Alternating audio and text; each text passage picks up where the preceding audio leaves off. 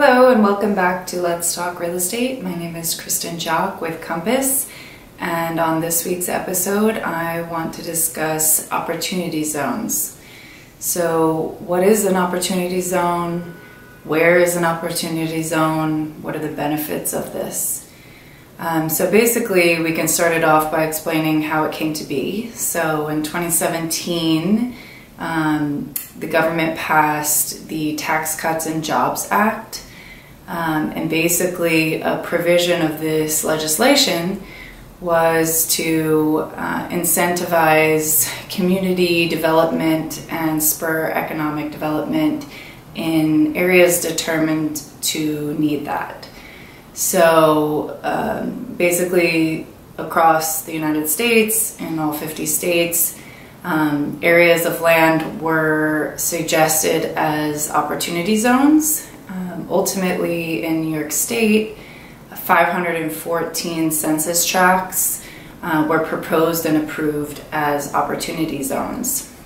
And basically, the premise of the opportunity zone is to provide tax incentives for investors to go into these areas and create jobs and spur economic development within these areas, causing them to grow and become more developed and more economically profitable.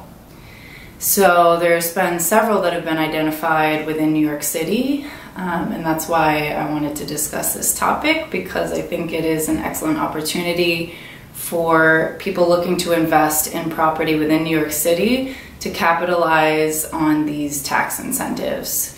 So number one, you don't have to live within the opportunity zone and you don't have to work within the opportunity zone to qualify. Basically, what needs to happen is you need to invest funds within these opportunity zones, and that could be rolling over the profits from the sale of another property, that could be rolling over the profits from the sale of a stock, but basically investing funds within these opportunity zone boundaries. And then if you wait a period of time, you can capitalize on the tax deferral. So you can currently capitalize on the deferral, so you don't have to pay capital gains on the money that you're rolling into the investment.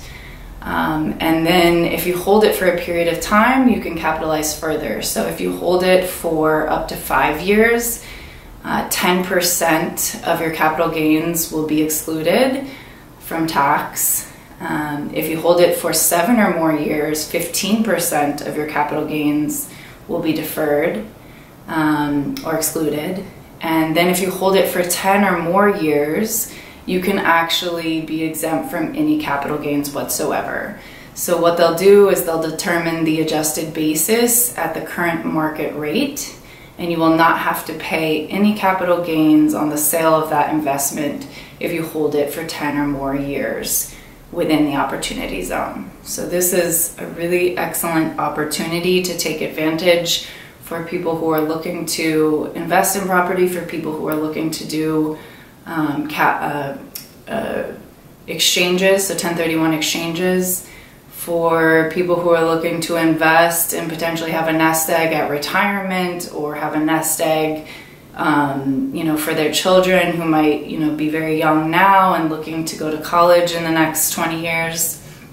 So I think it can be a really great incentive, and also help to encourage very conscious development within areas that have been deemed as economically disadvantaged. And basically how they determined that was the income had to fall at 80% or below of the area median income. And that's how those areas were identified by the governor.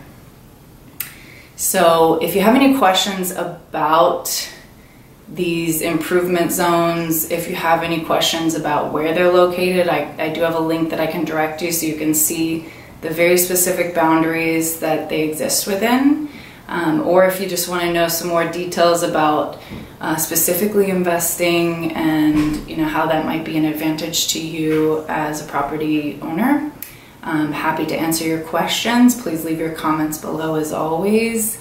I hope this information is very useful, and I will see you all next week. Take care.